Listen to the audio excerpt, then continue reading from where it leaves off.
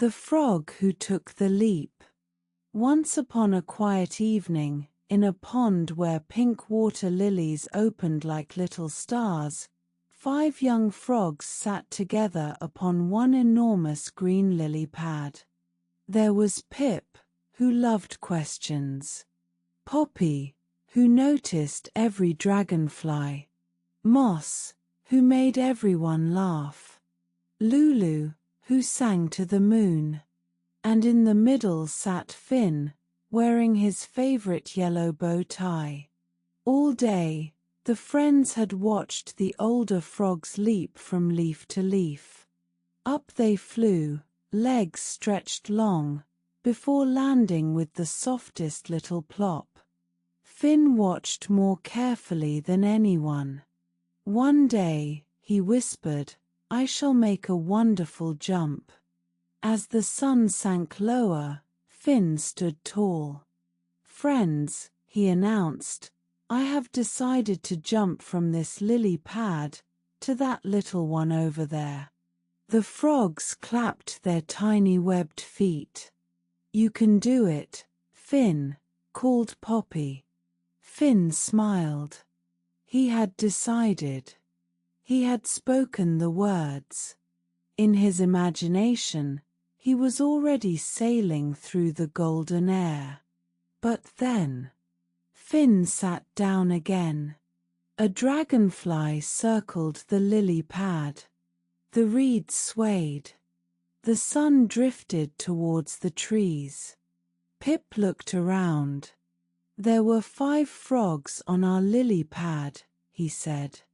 "One decided to jump away. How many are left?" 4, Moss answered. But Poppy counted slowly. 1, 2, 3, 4, 5. There are still 5. And she was right. Finn had decided to jump, but he had not jumped. Sometimes a decision feels so exciting that we mistake it for the thing itself. We may decide to put away our toys, practice a song, speak a kind word, or try something difficult. Those decisions matter. They point our hearts in the right direction.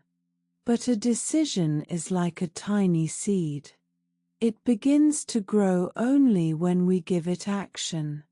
Finn gazed across the water.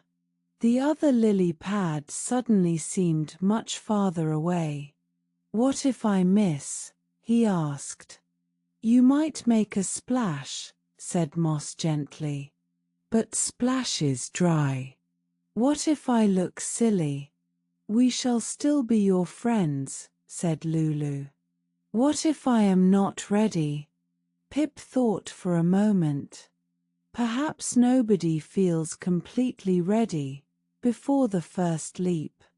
Finn breathed in slowly. The pond smelled of warm reeds and water lilies. Fireflies glowed around him like tiny floating lanterns. He remembered something his mother had once told him. "You do not have to cross the whole pond tonight. You only have to take the next small leap." So Finn made his plan smaller. First, he moved to the edge. Then, he placed his feet firmly beneath him. Next, he looked towards the place where he wished to land. And finally, he counted. 1, 2, 3. For one tiny moment, Finn could still have remained exactly where he was. Then, he pushed. Up he flew into the pink and golden sky. The evening air rushed softly past his cheeks.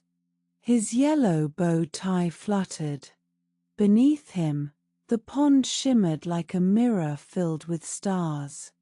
And with a gentle, safe plop, Finn landed on the little lily pad. He had done it. His friends cheered so loudly that a family of ducks turned to see what all the happiness was about. Finn laughed. The jump had lasted only a second. Yet something inside him had changed. The lily pad was no longer a place he dreamed of reaching.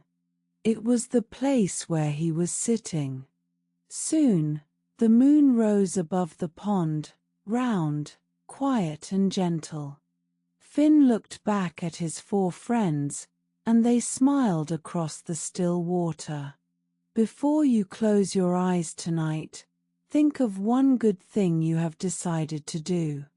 Perhaps it is something kind, something helpful, or something brave.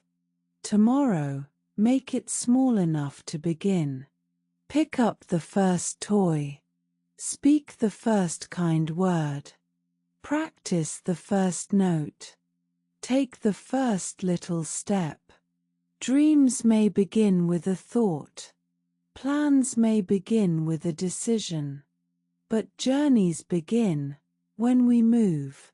So remember Finn, the little frog with the yellow bow tie. Do not only decide to take the leap. When the moment is right, be brave enough to jump. Good night, little dreamer. May your dreams be gentle. And may tomorrow bring you one small, wonderful leap.